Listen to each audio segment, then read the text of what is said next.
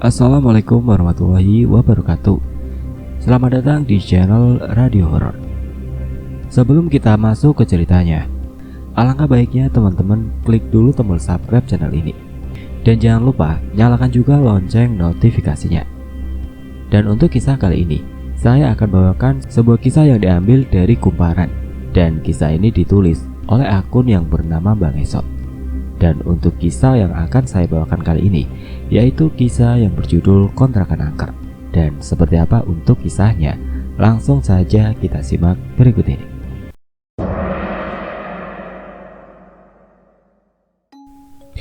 Aku Jason, umurku baru 10 tahun. Kedua orang tuaku sudah lama bercerai. Aku tidak tahu pasti alasan mereka berpisah. Ibu sudah punya suami lagi, sedangkan ayahku masih setia merawatku. Namun akhir-akhir ini, aku marah kepada ayah lantaran kami mau pindah rumah. Padahal, aku sudah nyaman dengan rumah yang sekarang. Aku gak mau ninggalin teman-temanku di perumahan ini. Alasan ayah pindah, katanya harga sewa rumah ini semakin naik. Ayah gak sanggup buat bayar sewanya. Mau gak mau, aku harus terima kenyataan ini. Berat sekali rasanya meninggalkan rumah ini.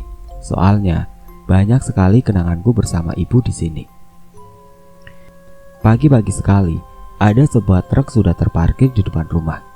Pasti ayah yang menyewanya untuk mengangkut perabotan ke rumah yang baru. Kami akan pindah ke pinggiran kota, ke rumah kontrakan yang lebih murah. Selepas maghrib, aku dan ayah tiba di rumah kontrakan baru. Rumah itu tampak usang, seperti tidak pernah dihuni selama bertahun-tahun. Di beranda ada 2 kursi yang terbuat dari kayu. Juga jendela besar bernuansa Betawi. "Ayah, serius kita mau tinggal di rumah ini?" tanyaku. "Iya nak, rumah ini harga sewanya murah. Kita akan tinggal di sini untuk setahun ke depan," jawab ayah. Aku masuk ke dalam rumah itu untuk melihat-lihat. Ternyata di dalamnya tidak seseram yang kubayangkan. Rumah itu sudah ada yang membersihkan. Satu persatu perabotan kami diangkut. Ayah sibuk mengarahkan para pekerja agar hati-hati saat menggotong barang yang mudah pecah. Sementara mereka sedang sibuk, kujelajahi setiap ruangan di rumah ini. Perhatianku terpikat dengan sebuah kamar dekat dapur. Kamar itu tidak ubahnya seperti sebuah galeri lukisan. Ada banyak lukisan wajah manusia di kamar itu. Sebagian dipajang di dinding, sebagian lagi tergeletak di lantai. Aku tidak tahu milik siapa semua lukisan itu. Wajah di lukisan pun berbeda-beda. Ada perempuan dan juga lelaki. Tapi dapat kupastikan kalau sosok dalam lukisan itu adalah orang Indonesia semua, sebab mereka menggunakan pakaian adat dari berbagai daerah. Setelah puas melihat-lihat lukisan itu, aku hendak kembali ke ayah. Tapi tiba-tiba terdengar suara seseorang bersiul. Segera aku menoleh. Kedua mataku menyoroti lukisan-lukisan itu. Aneh sekali, siapa tadi yang bersiul? Karena takut, aku buru-buru lari keluar kamar. Di ruang tamu, ayah masih sibuk menata perabotan. Aku memberitahunya kalau ada kamar yang penuh dengan lukisan. Dia bilang itu lukisan si pemilik rumah ini dan aku dilarang menyentuhnya. "Tadi ada yang bersiul juga ya," kataku. "Salah dengar kali kamu," jawab ayah sambil sibuk membenarkan posisi lemari. "Aku gak salah denger ya. Mungkin aja ada burung lewat," jawab ayah sekenanya. "Malam-malam begini mana ada burung ya?" "Jason, daripada kamu ngomongin yang enggak-enggak, lebih baik kamu mandi sana."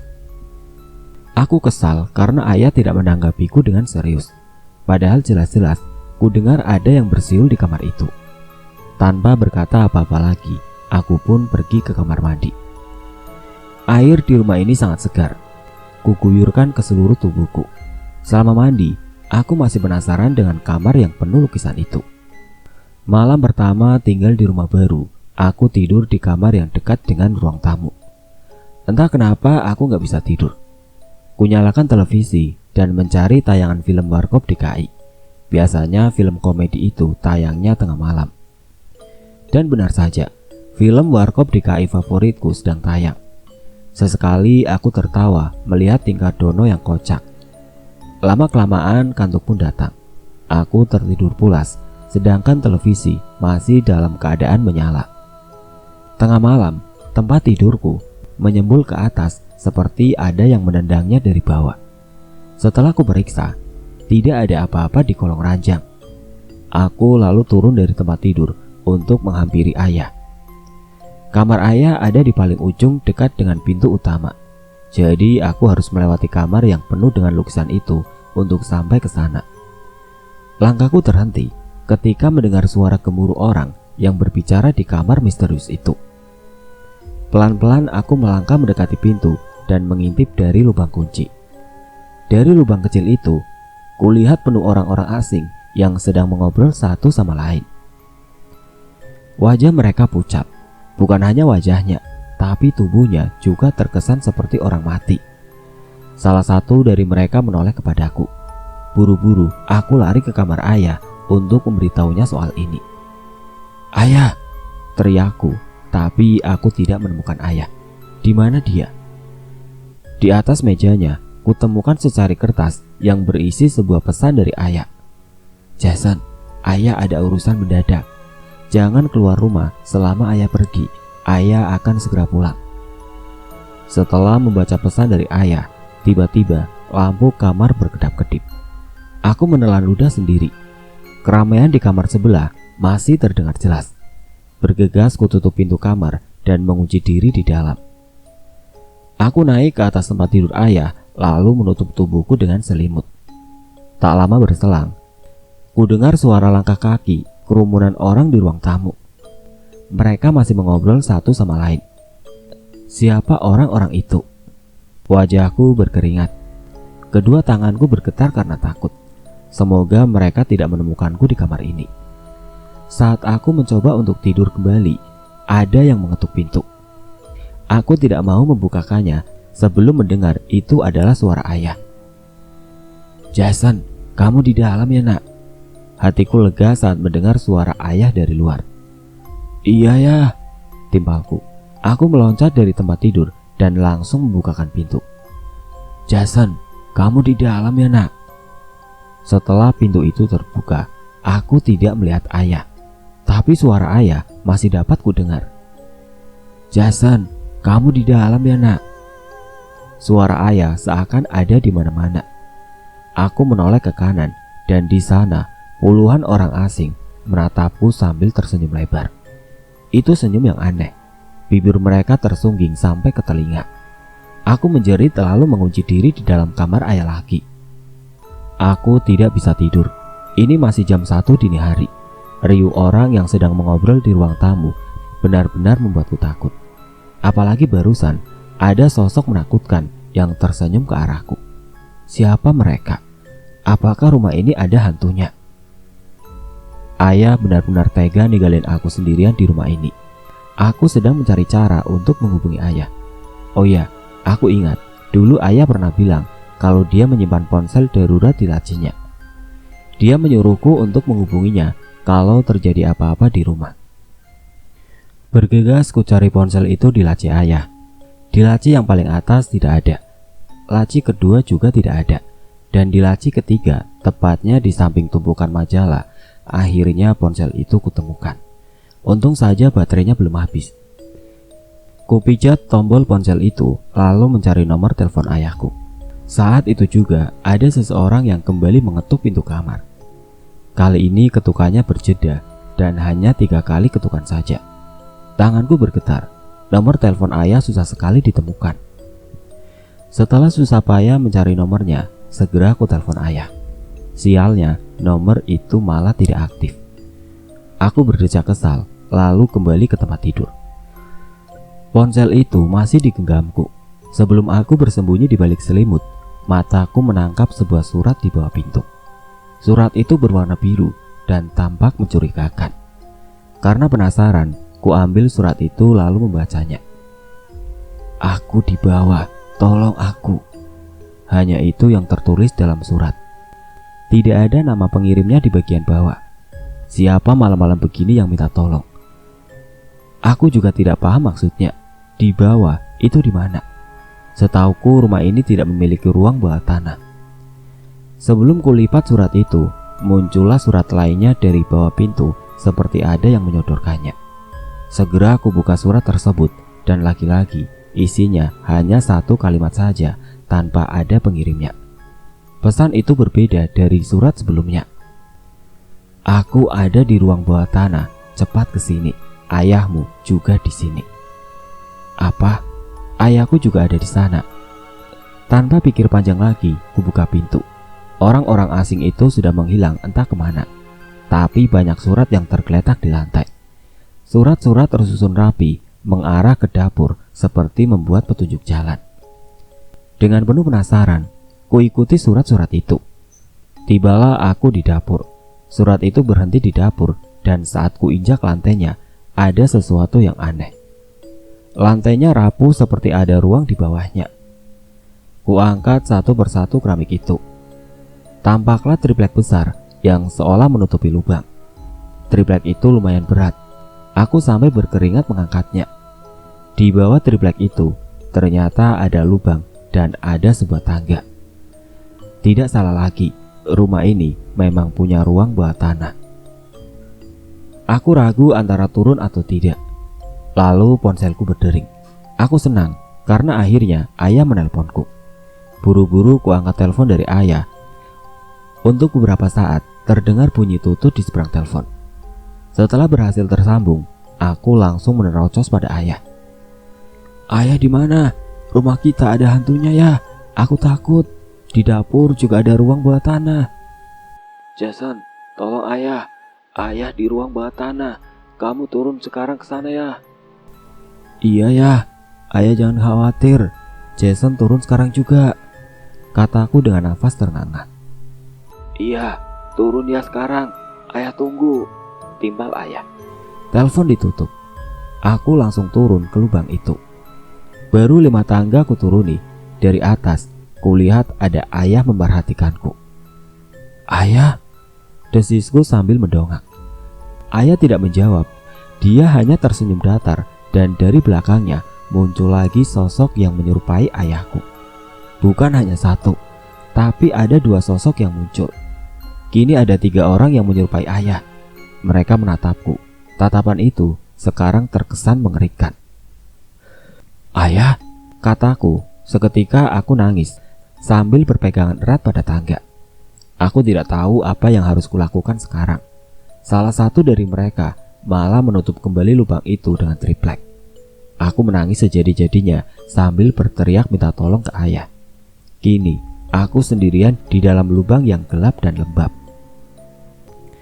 Dengan sekuat tenaga, kudorong triplek yang menutupi lubang. Sayangnya tenagaku tidak cukup kuat untuk membuka triplek itu. Mungkin saja sosok yang menyerupai ayah menahan tripleknya dari atas agar aku tidak bisa keluar. Tidak ada jalan lain, aku harus turun ke bawah. Siapa tahu di bawah sana ada jalan keluar. Dengan sangat hati-hati, kuturuni satu persatu anak tangga. Lubang ini sangat gelap, kakiku harus meraba-raba anak tangga agar tidak jatuh. Aku melihat sebuah cahaya.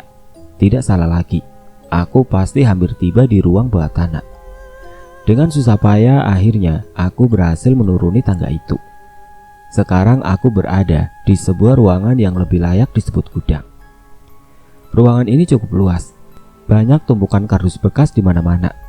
Dengan penuh waspada, aku mulai menelusuri ruangan ini. Apakah ayah tahu kalau ada ruang bawah tanah di rumah ini? Di sudut ruangan, kulihat seorang lelaki berdiri membelakangiku. Karena penasaran, perlahan aku mendekatinya. Dia mengenakan jaket hitam, topi, dan celana panjang berwarna hitam. Jadi, kamu penghuni baru rumah ini? Lelaki itu membalikkan badan. Dari wajahnya, aku dapat menebak kalau dia berumur sekitar 50 tahunan. Bapak ini siapa? Kok ada di rumah saya? Dia tersenyum sinis. Ini rumahku, bukan rumah kamu. Lelaki itu mendekat. Aku mundur beberapa langkah. Kata ayah, aku harus selalu hati-hati kalau bertemu dengan orang asing. Jangan takut, aku bukan orang jahat. Dia mengambil kursi lipat yang tergeletak di lantai. Duduklah, aku mau ceritakan sesuatu padamu. Cerita apa? Tentang rumah ini, jawabnya singkat sambil tersenyum. Tampaknya lelaki ini memang murah senyum dan ramah. Tidak ada salahnya mendengarkan cerita tentang rumah ini. Sambil terus waspada, aku duduk di hadapannya. Bapak, kenapa bisa ada di sini? Tanyaku. Sudah aku bilang, aku pemilik rumah ini dan disinilah aku tinggal. Aku masih bingung, kalau dia tinggal di sini, kenapa ayah tidak memberitahuku? Rumah ini ada hantunya, Pak. Entah kenapa, tiba-tiba aku ingin menyampaikannya pada si pemilik rumah. Itu roh orang-orang yang mati di rumah ini. Mati? Kenapa? Tanyaku penasaran. Mereka semua dibunuh, timpa lelaki itu. Salah mereka apa? Dan siapa yang membunuhnya? Aku sendiri yang membunuh mereka karena aku tidak suka pada tingkah mereka. Mendengar penjelasannya, aku langsung berdiri dan hendak menjauh dari lelaki misterius itu. Tenang, aku hanya membunuh orang-orang jahat. Sudah aku bilang, kalau aku orang baik, aku tidak akan menyakitimu, nak. Lelaki itu juga berdiri. Ia mencoba untuk menenangkanku. Aku harus naik lagi, mungkin ayah sudah pulang, kataku lalu berjalan ke arah tangga. Ayahmu belum pulang, katanya. Dari mana bapak tahu? Tanyaku sambil menoleh ke arahnya. Ayahmu yang memberitahuku. Lelaki itu naik ke atas kursi. Aku tidak tahu apa yang akan dilakukannya. Bapak mau apa? Tanyaku. Sebuah tali jatuh dari atas kepalanya. Dia mengalungkan tali tersebut ke lehernya. Pak, jangan pak, teriakku. Aku menjerit melihat lelaki itu tiba-tiba gantung diri di hadapanku. Kedua matanya melotot, kakinya bergerak-gerak, air kencing mengucur dari celananya. Dia sekarat dan mati begitu saja. Buru-buru aku lari ke arah tangga dan langsung naik ke permukaan. Sambil menangis, aku memanggil-manggil ayah, berharap dia dapat menolongku. Setibanya di puncak, triplek itu masih tertutup rapat. Aku tidak bisa membukanya. Sementara itu, ku dengar ada seseorang yang menaiki tangga. Itu pasti hantu. Ayah, tolong, ayah! Teriakku sekuat tenaga. Ku coba mengetuk-ngetuk triplek tersebut dan perlahan ada yang membukanya. Tampaklah seorang lelaki yang wajahnya tidak asing. Ya, aku ingat. Dia adalah lelaki yang membantu ayahku tadi siang. Ayo nak, dia mengulurkan tangan. Aku menyambut tangannya dan berhasil naik ke permukaan. Kamu kenapa bisa masuk ke sini? Tanya lelaki itu. Ayah, mana ayah? Aku tidak menjawab pertanyaan lelaki tersebut dan malah menanyakan ayah. Ayah kamu kemana emangnya? Tadi aku lihat pintu rumah terbuka, makanya aku cek ke sini. Takutnya ada maling, ujar lelaki itu. Rumah ini ada hantunya, aku takut, kataku. Hantu? Dia mengerutkan dahi. Iya, aku lihat hantu di rumah ini, kataku sambil terus menangis. Jangan khawatir, sekarang kamu aman. Aku akan menjagamu sampai ayahmu pulang, katanya. Dia menutup kembali lubang itu, lalu membawaku ke ruang tamu. Malam ini terasa sangat panjang. Aku tidak tahu ayahku di mana. Aku khawatir terjadi hal buruk pada ayahku.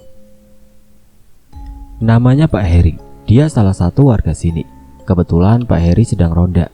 Dia sengaja keliling untuk memastikan tidak ada orang asing yang masuk ke komplek ini. Untung saja dia melihat pintu rumahku yang terbuka, sehingga aku berhasil diselamatkan. Dia menemaniku sampai subuh, dan paginya Pak Heri pamit pulang. Aku semakin khawatir dengan ayah. Sampai pagi ini dia tidak kunjung pulang. Aku berdiri menghadap jendela, memandangi jalan, dan berharap ayah akan muncul di sana. Kata ayah, selama dia pergi, aku tidak boleh keluar rumah. Saat sedang melamun di depan jendela, tiba-tiba aku dengar suara pintu yang seakan dibanting. Suara itu berasal dari kamar yang penuh dengan lukisan. Kulihat pintu kamar itu terbuka lebar. Aku menelan ludah sendiri. Walau dipenuhi rasa takut, ku dekati kamar itu dengan hati-hati. Tidak ada siapa-siapa di dalam. Orang-orang asing yang kulihat semalam seolah tidak meninggalkan jejak apapun. Tapi tunggu dulu. Ada sebuah lukisan yang menarik perhatianku. Di dinding dekat jendela kamar, ada lukisan wajah seorang lelaki yang sangat kukenal. Tidak salah lagi, itu lukisan wajah ayahku. Segera ku ambil kursi di dapur. Aku naik ke atas kursi untuk mengambil lukisan wajah ayah. Kuperhatikan dari dekat lukisannya. Ini benar-benar lukisan wajah ayahku. Siapa yang melakukan ini? Ku bawa lukisan itu ke dalam kamarku. Tak lama berselang, ponselku berdering. Di layar ponsel muncul nama ibuku. Ternyata ayah masih menyimpan nomor ibu. Ibu, kamu di mana, Jason? Kamu pindah rumah ya? Kok ayah kamu gak bilang sama ibu? Tanya ibu yang langsung menodongku dengan pertanyaan. Iya bu, kami pindah rumah. Jason kira ibu tahu soal ini. Ayah kamu gak bilang sama sekali. Kamu di mana sekarang? Bisa kasih tahu ibu lokasinya? Ayahmu ibu telepon gak aktif. Aku loncat dari tempat tidur lalu berjalan ke jendela. Aku tidak tahu pasti alamat rumah ini, tapi di depan rumahku ada gapura yang bertuliskan Perumahan Gria Indah. Kusebutkan nama perumahan itu kepada ibu. Oh iya, ibu tahu perumahan itu. Kamu jangan kemana-mana sebelum ibu datang ya, timbalnya. Iya bu, ayah juga sampai sekarang belum pulang. Pergi kemana ayahmu? Nggak tahu bu. Ya sudah, ibu kesana sekarang. Telepon pun ditutup. Ibu beberapa kali menelponku untuk menanyakan rumah mana yang kami sewa, hingga akhirnya dia berhasil menemukan lokasi rumah ini. Ibu datang bersama suami barunya. Jelas aku tidak suka dengan lelaki itu. Walaupun dia tampak ramah, tapi tetap saja aku tidak suka melihat ibu bersama lelaki lain. Sejak kapan ayahmu pergi? Tanya ibu. Kami duduk di ruang tamu. Dari semalam bu. Udah ibu bilang kamu ikut ibu saja. Kalau sama ayah jadi terlantar kayak gini kan? Kata ibu dengan wajahnya yang terlihat kesal. Lelaki di sampingnya mengangguk-angguk. Om senang kalau kamu mau ikut dengan kami. Om udah beli video game buat kamu di rumah. Om juga mau nyokolahin kamu di sekolah favorit biar tambah pinter. Kata lelaki gemuk itu sambil tersenyum. Aku tidak menanggapinya dan hanya tertunduk. Mau bagaimanapun, aku tidak akan pernah mau ikut sama ibu. Kasihan ayah, dia pasti sedih kalau ditinggal sendirian. Ibu mengecek setiap ruangan rumah. Rumah ini nggak layak Jason. Kumuh banget. Emang ayahmu udah nggak mampu bayar sewa rumah yang kemarin ya? Iya bu, kata ayah harga sewanya makin tinggi. Ya harusnya ayahmu kerja lebih keras lagi biar bisa bayar sewanya. Gimana sih? Ibu berdecak kesal. Hari ini kamu ikut ibu aja yuk. Nanti kalau ayah udah pulang, ibu antarkan ke sini lagi. Ibu merangkul pundaku. Enggak bu, kata ayah. Aku gak boleh keluar rumah sebelum dia pulang. Ibu menghembuskan nafas berat. Dia menoleh ke suaminya.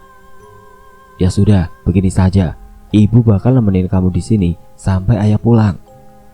Aku mengangguk dan melirik ke arah lelaki gemuk itu dengan tatapan benci. Kamu mau nunggu di sini juga? Tanya ibu kepada suaminya. Oh enggak, aku masih ada kerjaan. Kebetulan hari ini ada pengiriman emas ke tokoku. Jawab lelaki itu. Jason, kapanpun kamu mau, Om siap jadi ayah kedua buat kamu. Katanya sambil mengelus kepalaku. Aku diam saja. Enak saja mau jadi ayah keduaku. Aku gak mau punya ayah gemuk dan botak kayak dia. Aku masih berharap ibu dan ayah bisa bersama lagi kayak dulu. Ya sudah, aku pamit ya. Telepon aku kalau ayahnya Jason sudah pulang. Nanti aku jemput kamu. Tambah lelaki itu. Aku semakin cemas karena sampai malam tiba, ayah belum juga pulang. Ibu beberapa kali menghubungi ayah, tapi nomornya tetap tidak aktif. Ibu juga sudah menelpon kantor ayah dan kata pihak kantor, ayah hari ini tidak masuk kerja tanpa izin. Aku pun semakin cemas. Sudah larut malam dan ayah tidak kunjung pulang. Akhirnya aku dan ibu ketiduran di kamar ayah. Tengah malam, lagi-lagi aku terbangun. Aku kaget karena ibu tidak ada di kamar. Apakah dia sudah dijemput? Kalau benar, tega sekali ibu ninggalin aku sendirian. Kurai ponsel yang tergeletak di atas tempat tidur, lalu mencari nomor telepon ibuku. Aku akan menghubunginya. Tapi saat telepon tersambung, ku dengar sebuah ponsel berbunyi. Itu ponselnya ibu yang tergeletak di atas lantai. Berarti ibuku belum pergi. Mungkin saja dia ke toilet. Bu, aku melangkah keluar kamar sambil memanggil ibu. Kulihat pintu kamar yang penuh dengan lukisan itu terbuka sedikit. Aku juga mendengar seseorang sedang bernyanyi. Entah lagu apa yang ia nyanyikan. Suaranya sayup dan tidak terlalu jelas. Pelan-pelan ku dekati kamar itu. Aku sangat terkejut dengan apa yang kulihat. Di dalam kamar itu ada seorang lelaki yang sedang melukis figur ibuku. Tepat di hadapan lelaki itu, ibuku diikat di atas kursi. Wajah ibu penuh darah seperti habis dipukul dengan benda tumpul. Selain itu, ada pisau yang menancap di dada kiri ibu. Dapat kupastikan kalau ibu memang sudah tewas. Lelaki yang tidak dapat kulihat dengan jelas wajahnya itu sambil sesekali melihat wajah ibu. Dengan piawai, dia melukis figur ibuku di atas kanvasnya. Aku ingin berteriak saat menyaksikan apa yang tengah aku lihat saat itu. Tapi lidahku keluh, tubuhku gemetar, tapi sulit untuk bergerak. Siapa lelaki itu dan apa yang harus kulakukan sekarang? Tampaknya dia tidak mendengar teriakanku, atau mungkin dia pura-pura tidak mendengarnya. Aku lari menjauh dari kamar itu, mencoba untuk kabur dari rumah. Sialnya, pintu susah sekali dibuka. Ada yang sengaja menguncinya. Tolong, teriakku sambil memutar handle pintu. Berharap ada seseorang di luar sana yang mendengarku. Berisik, bentak lelaki itu dari dalam kamar. Wajahku berkeringat, napasku terengah-engah. Aku terkejut saat melihat Pak Heri muncul dari dalam kamar. Tangan kirinya menggenggam kuas, sedangkan tangan kanannya menggenggam tali tampar. Dia mendekatiku dengan wajah kesal. Jangan berisik, nanti ada yang dengar, desisnya. Tolong, aku tetap berteriak, tapi sepertinya tidak ada seorang pun yang dapat mendengarku. Pak Heri mengikat kedua tangan dan kakiku, lalu menyeretku ke dalam kamar. Ia mengambil kursi lipat dan mendudukkanku di samping mayat ibu. Tubuhku juga diikat, mulutku dilakban. Aku menangis ketakutan sambil menoleh pada ibuku yang sudah tidak bernyawa. Lalu Pak Heri berjalan ke sudut ruangan. Dia menyingkirkan tumpukan lukisan dan membongkar keramik lantai itu satu persatu. Aku tidak tahu apa yang sedang ia cari. Sesekali Pak Heri menyeka keringat di dahinya. Setelah keramik di sudut ruangan itu dibongkar, ia lalu menggali tanah tanpa alat apapun. Dia hanya menggunakan kedua tangannya. Dari dalam tanah itu, dia menarik sebuah lengan manusia dan memaksanya keluar. Tampaklah jasad ayahku yang sudah kaku. Aku melenguh sambil mengamuk hingga jatuh ke lantai. Masih dalam keadaan terikat pada kursi, aku berusaha beringsut mendekati jasad ayah. Pak Heri tidak memperdulikanku. Ia menyeret jasad ayah lalu menyandarkannya pada ibu. Nakal banget sih kamu, katanya sambil menarikku kembali ke posisi awal. Pak Heri membariskan kami. Dia juga membenarkan posisi ayah. Tangan ayah diletakkan di atas lahunan ibu, sedangkan kepala ibu ditundukkan ke arah ayah sehingga terlihat sedang bermesraan. Dia juga membetulkan posisiku agar menghadap ke ibu. Nah, kalau begini kan enak posisinya. Kamu juga jangan bergerak ya. Mau saya lukis dulu. Dia kembali ke tempat duduknya, lalu mengganti kanvasnya dengan yang baru. Setelah lukisan itu selesai, Pak Heri menunjukkannya padaku. Aku tertunduk karena tidak sanggup melihat lukisan mengerikan itu. Nah, kita pajang di sini ya, ujar Pak Heri. Kau tahu Jason, sebagian lukisan ini adalah karya bapakku. Kami memang gemar melukis orang mati, katanya sambil membetulkan posisi lukisannya agar presisi. Kemudian Pak Heri menghampiriku. Dia merogoh sesuatu dari celana pendeknya. "Lihat ini Jason." Dia menunjukkan foto anak kecil seumuranku. Foto itu hitam putih dan sudah lusuh. "Kau mirip sekali dengan anakku yang sudah meninggal. Jangan khawatir, aku akan merawatmu seperti anakku sendiri." Aku menggelengkan kepala sambil terus melenguh. Tak lama kemudian, ada seseorang mengetuk pintu. Dia memanggil-manggil nama ibuku. Aku kenal suaranya. Itu suami baru ibuku. Mendengar suara itu, Pak Heri panik. Dia membuka ikatan tali di kursiku. Dengan terburu-buru, Pak Heri langsung menggotongku ke dapur. Dia membuka triplek yang menutupi lubang bawah tanah, dan tanpa pikir panjang lagi, dia langsung melempar tubuhku ke dalam lubang itu. Kepalaku membentur lantai sampai berdarah, tapi aku masih dalam keadaan sadar. Tali yang mengikat kaki dan tanganku sangat kuat, membuatku tidak bisa berkutik sama sekali. Tidak ada yang bisa ku berbuat selain berdoa, semoga ada seseorang yang bisa menyelamatkanku. Dari atas, ku dengar triplek itu dibuka kembali. Ada benda yang dijatuhkan dari sana. Aku mengadu kesakitan karena benda itu menimpa punggungku. Dan saat ku lihat, ternyata itu adalah kepala suami barunya ibuku. Aku tidak ingat siapa namanya, tapi jelas sekali aku kenal wajah itu. Aku menjerit sekuat tenaga. Suaraku tertahan di tenggorokan. Sesaat setelah kepala itu jatuh, Pak Heri juga menjatuhkan bagian tubuhnya. Tubuh itu berdebam dan hampir saja menimpaku. Malam ini bagaikan mimpi buruk. Aku tidak menyangka kalau Pak Heri adalah dalang dari semua ini. Tapi kenapa dia berbuat seperti ini? Apakah semua lukisan itu adalah orang yang pernah ia bunuh? Sesaat kemudian, ku dengar ada seseorang yang menuruni tangga. Itu pasti Pak Heri. Aku meringsut mencari tempat untuk bersembunyi. Sambil menuruni tangga, Pak Heri bersiul. Sesekali dia juga memanggil namaku.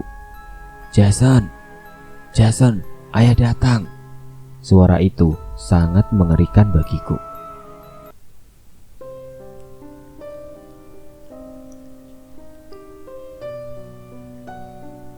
Oke teman-teman, sampai di sini dulu ceritanya. Nantikan kelanjutan cerita kontrakan angker di video yang berikutnya. Dan agar tidak ketinggalan, klik tombol subscribe channel ini dan nyalakan lonceng notifikasinya. Wassalamualaikum warahmatullahi wabarakatuh.